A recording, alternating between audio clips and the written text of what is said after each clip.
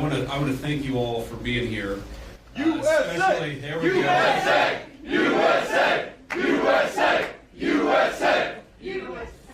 So, I want to thank our Guardians, our airmen, and everyone else for the warm reception in a very, very cold place. I think it's probably the coldest place I've ever been, but you guys managed to do a great job despite the weather. I want to bring a message for President Trump. He's grateful for your service, grateful for what you do up here, and just wanted me to tell you that he's proud of you and he thinks about you. And of course, the same is true for everybody that's flanking me up here. We're thrilled to be here because the mission that you guys do is so important for the United States. It's important for our national security. And today, everybody that I met, to a person, was professional, was kind, was knowledgeable, and was dedicated to our country. You're a great credit to the United States of America, even though you are very, very far from home. I met some Texans and some Floridians today, and I thought to myself, man, you guys have really signed up for tough duty here in Greenland, but it's a beautiful place. It's a striking place, a very harsh place. The Colonel showed me around, but a very beautiful place. Even in right now, I guess we're still, at least here in Greenland, in the heart of what is winter, because winter, I guess, lasts about 9 months here in Greenland. So I want to thank our reporters for following us around today and covering what we're doing. We'll take some questions from the reporters, but before we did that, I wanted to give some of my special guests an opportunity to say a few words. So we, of course, are thrilled to be joined by Juliet, our National Security Advisor's wife, and by my wife, our Second Lady Usha. And flanking me here on my left is Chris Wright, our Secretary of Energy, Mike Waltz, our National Security Advisor, and my dear friend Senator Mike Lee from the great state of Utah, who I joked earlier, I told Mike I'd give him a ride to Utah, and we ended up in Greenland. But I want to, because each of them care about this territory and care about the mission of the American military here in Greenland, for various reasons, touching each of the areas that they focus on, I thought it would be worth hearing from each of them for a little while. So, Chris, if you would say a few words about the importance of energy. Thanks, Chris. Here we are. I will. Let me echo the Vice President's comments to thank you for your service to our country, wherever it is, whatever it takes. And I think we see right here in this beautiful air base in the high Arctic what energy can do. We can make a tough high Arctic environment a beautiful place to live, a comfortable place to live, all sorts of scientific instrumentation, military mission to monitor what's going on in the world. None of this was possible not long ago. President Trump was elected to re-energize America, to take the beauty that you've seen up here and make that a thing of pride and ambition again. Not shaming of energy, not trying to stop its growth and its prosperity, but to re-energize it. So energy makes the world a beautiful place to live. It makes us comfortable and have long, opportunity-rich lives. I'm thrilled and proud to be part of this administration with President Trump and Vice President Vance. Thank you all for your service. I'm honored to be here. Thank you, Chris.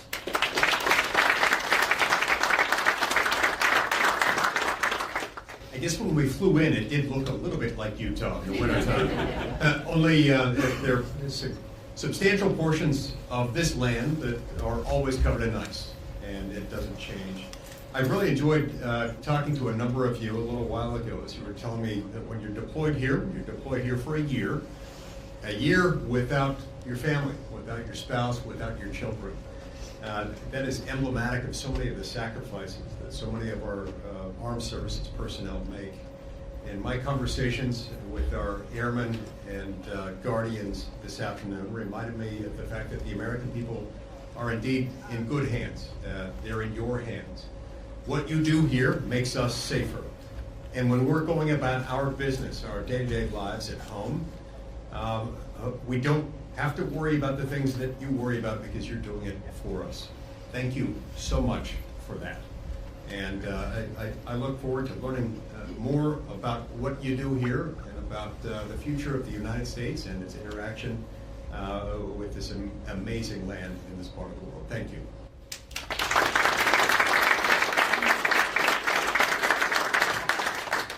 Thank you, Mr. Vice President, and I just wanted to take a minute and thank you all to the airmen and women, to the Guardians who are keeping us safe day in and day out. You are continuing a tradition of the U.S. military's presence in Greenland since World War II, a 1951 defense treaty, And President Trump is absolutely serious with the Vice President and with his team about the Arctic and the security that the Arctic brings and that you bring to the Western Hemisphere. This is about shipping lanes, this is about energy, this is about fisheries, and of course it's about your mission, which is keeping us safe and monitoring space, monitoring our adversaries, and making sure the American people can sleep safely in their homes day in and day out. So thank you for roughing it.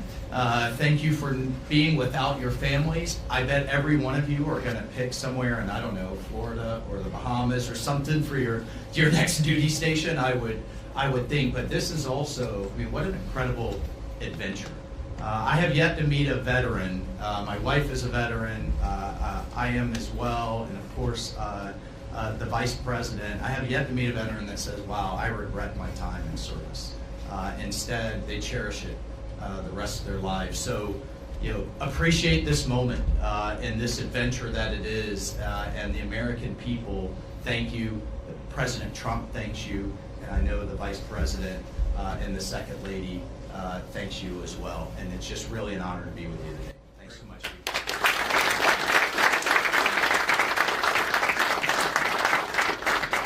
So thank you, Mike. And let me say just a couple of other things, and then we'll take some questions from the reporters. So number one, I think a lot of Americans wonder, why does Greenland matter so much? Why does the mission of this base matter so much to the American people?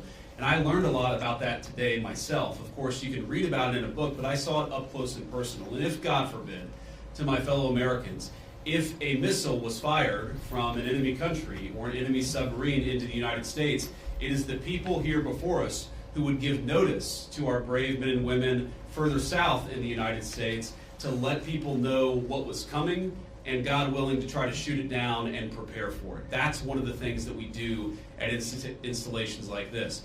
We know that Russia and China and other nations are taking an extraordinary interest in Arctic passageways and Arctic naval routes, and indeed in the minerals of the Arctic territories. We need to ensure that America is leading in the Arctic, because we know that if America doesn't, other nations will fill the gap where we fall behind. So what you guys do is so critically important. I think a lot of Americans, certainly I, didn't realize it fully until President Trump started talking about the importance of our Arctic mission, about building upon it, and ensuring that America can lead in the Arctic for the next generation.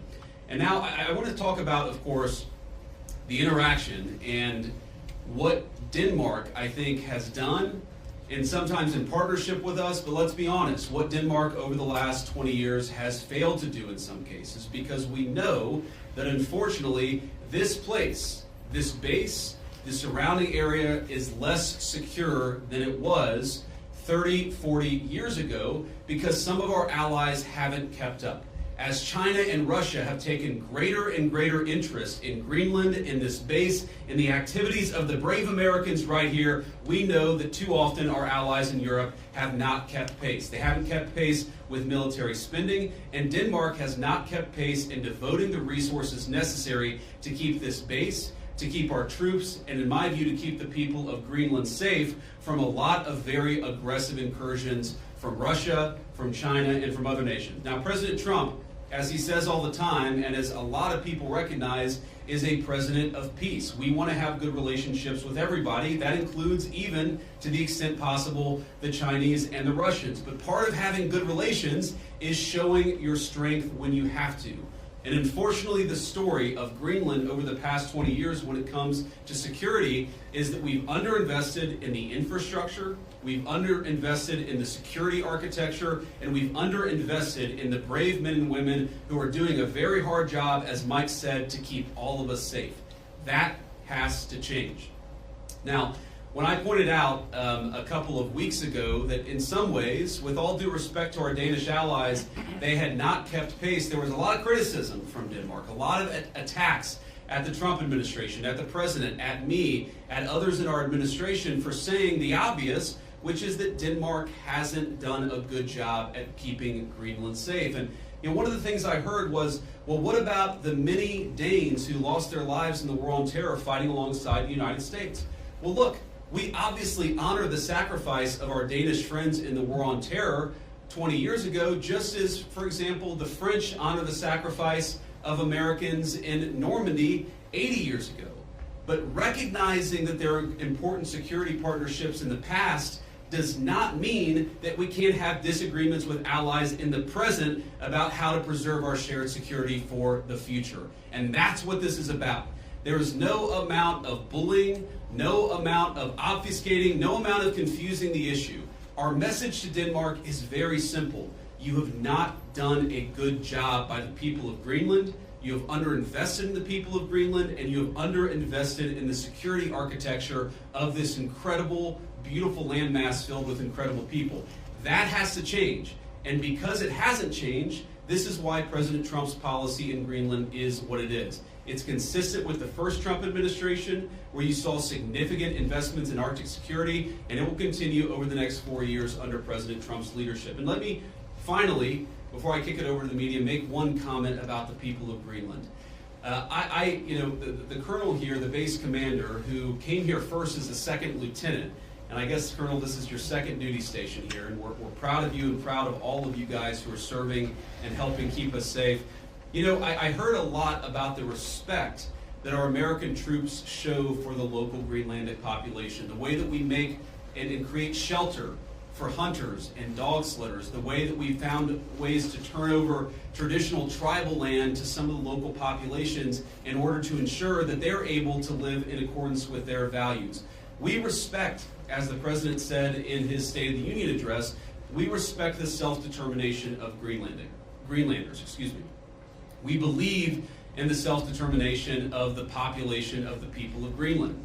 And our argument is very simple. It is not with the people of Greenland, who I think are incredible and have an incredible opportunity here. Our argument really is with the leadership of Denmark, which is underinvested in Greenland and underinvested in its security architecture. That simply must change. It is the policy of the United States that will change, and I'm proud to be able to stand here with so many brave Americans to better understand the security mission and better understand what you guys do each and every day. For that, I'm grateful for your service. I'm even more grateful. I love you guys, I'm proud of you guys, and President Trump stands behind you and will for the remainder of his administration. Thank you all. God bless you.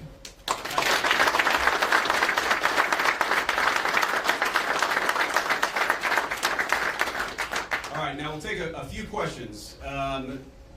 Both of you guys have your hands up. Whoever can go first. Red scarf, go first. Oh, sure. Thank you, Mr. Vice President. Do you have any plans, are there plans to expand the U.S.'s military presence in Greenland beyond this base? Well, are there immediate plans to expand our military presence? No, but are there general objectives that we want to accomplish that will certainly require us investing more resources, investing in additional military icebreakers, investing in additional naval ships that will have a greater presence in Greenland? Absolutely.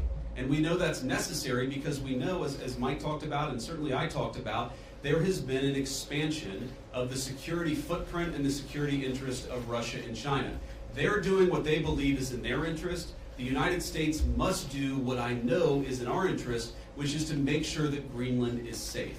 If Greenland doesn't have self-determination, if the people of Greenland have their future controlled by the Chinese Communist Party, it's not going to make their lives better off, and most importantly, it's going to make American and world national security, world security, much, much weaker.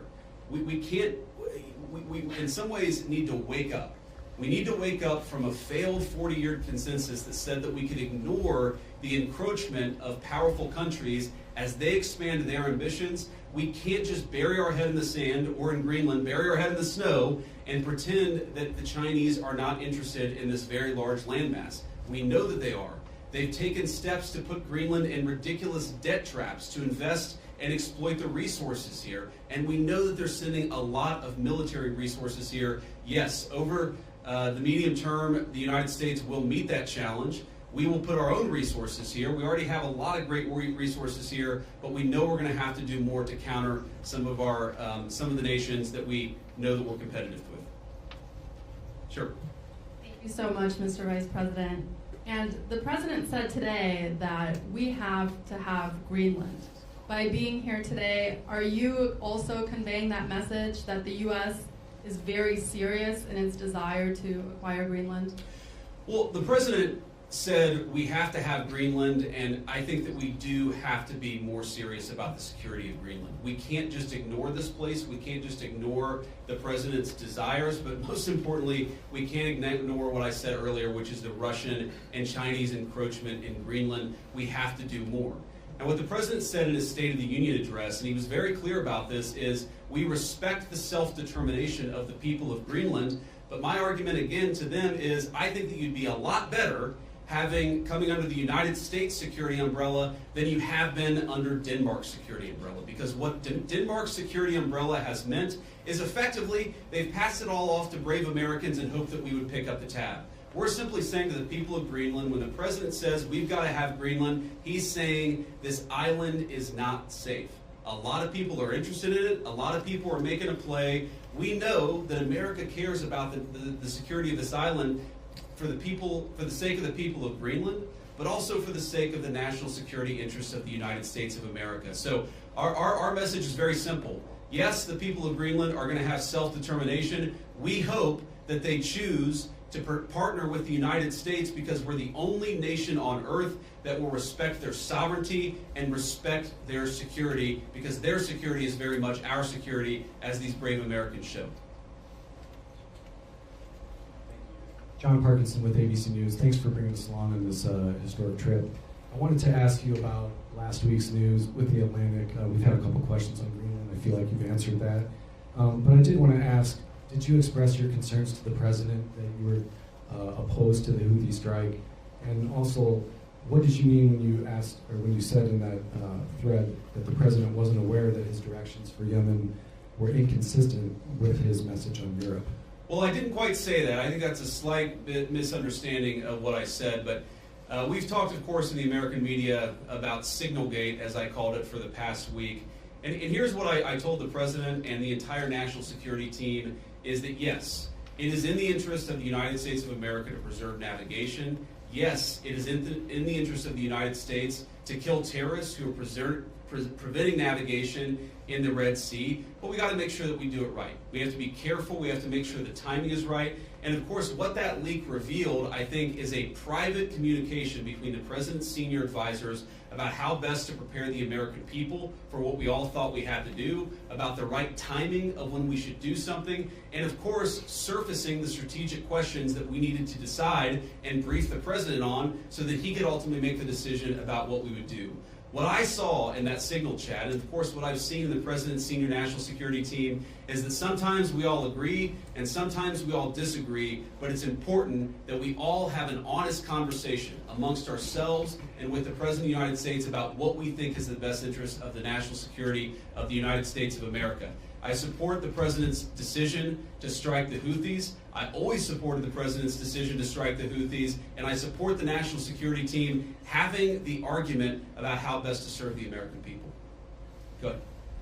In your security briefing today, did you see specific threats coming from China and Russia, things that you did not know about before? Are we talking battleships, icebreakers, any type of military equipment, or is it economic? Well, I don't want to get too specific, but yes, we know that the Chinese are very, very interested in this island. We've seen some of the economic pressures that they've tried to place on Greenland.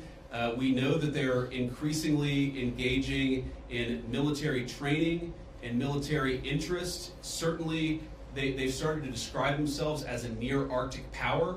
And I think part of that is justifying taking a further interest in Greenland and some of the surrounding territories. So we've seen very strong evidence that both the Chinese and the Russians are interested in Greenland. And why wouldn't they be interested in Greenland? It's a beautiful place. It has incredible people. It has its geographic placement makes it very important for the national security of the United States, but for world security. What we have to recognize is that if the Chinese and the Russians are going to pursue their national interest, we need a president who's going to pursue the American national interest, and that means ensuring that Greenland is safe.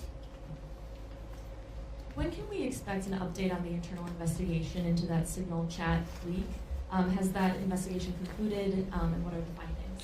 I think we'll get an update soon. Look, we take it very seriously. We all accept that a journalist should not have been invited into the chat, and members of the administration, including my dear friend Mike, have taken responsibility for it. But I find the American media's obsession with this issue very, very interesting, because I happen to remember about 4 years ago when American military leadership made a catastrophic error that got 13 innocent Americans killed in Afghanistan and had about $80 billion of military equipment turned over to one of the worst terrorist organizations in the world.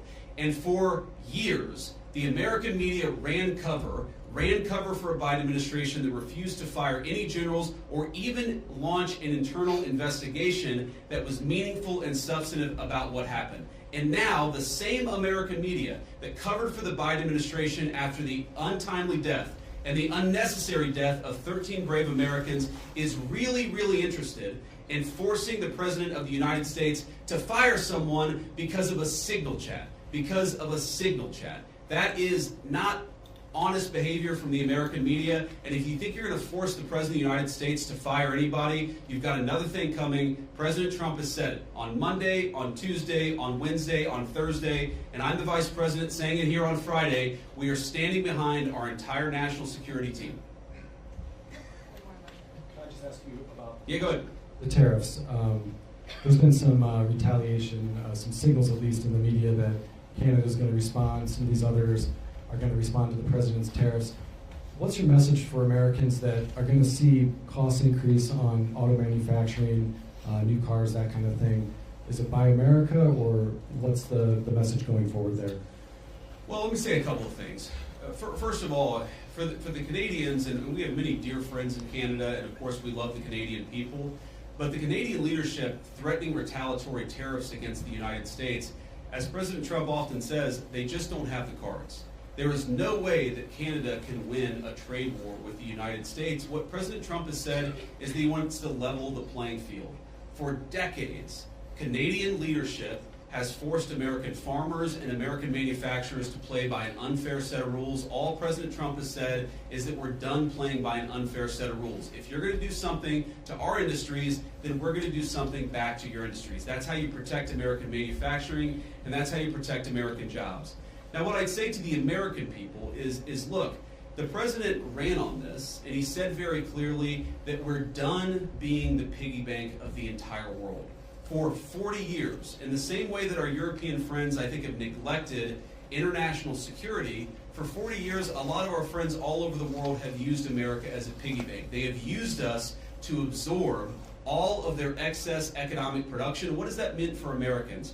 For Americans, that's meant manufacturing jobs declining, that's meant middle-class wages going down, that's meant whole towns that have been hollowed out by empty factories, and that means an America that is less safe because our manufacturing isn't as powerful now as it was 30 years ago. I've got all these brave Americans in front of me and a few behind me too. We want to send, if God forbid we have to send Americans to war, we want them to have weapons, the best weapons in the world that are manufactured in America and not in China. The way you do that is to rebuild the American manufacturing sector. The days of America being the piggy bank of the world, the days of closed factories, the days of people not being able to get a middle-class job in this country, they're over.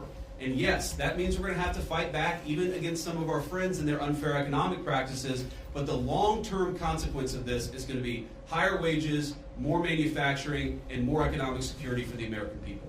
We'll take a couple more questions. On Russia, has the U.S. agreed to those conditions that the Kremlin said were needed for that truce in the Black Sea? It included lifting sanctions imposed on Russian banks. Trump said this week that you were still looking at it. Well, there are a couple of different statements that are floating around out there, and some of them I think are mistranslations, and some of them are not totally clear what is even being asked for.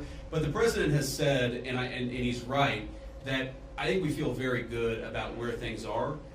We trust but verify. We make sure that what we're seeing from one party is met by the other party and vice versa. But I think that we've made an incredible amount of progress. We have to remember that this war started under Joe Biden's administration. It has led to an unbelievable amount of death and destruction. And for the first time in almost 4 years, thanks to President Trump's leadership, we have an opportunity to really achieve a peaceful settlement. The president's going to fight every single day to make sure that happens. And of course, we'll keep you guys updated as we continue to make progress. I do think If you look at what we've talked about, we've obviously got this energy infrastructure ceasefire. We've got a Black Sea commercial ceasefire that I think is almost done. And once we get there, we'll work on the next stage of the ceasefire.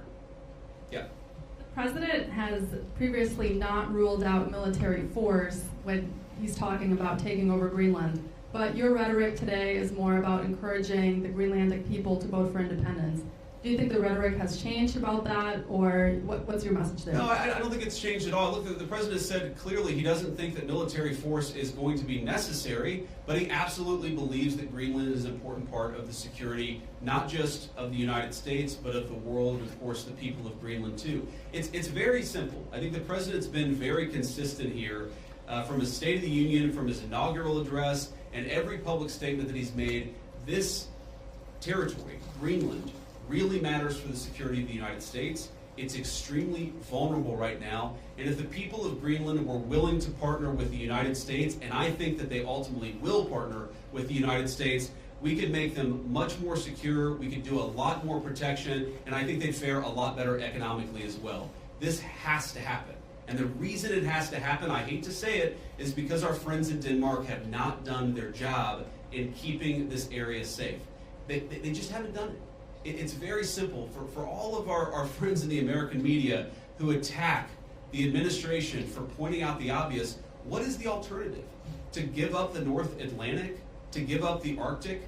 To China? To Russia? And to other regimes that don't have the best interest of the American people at heart? We have no other option. We need to take a significant position in Greenland to keep the people here safe, but to keep our own country safe too.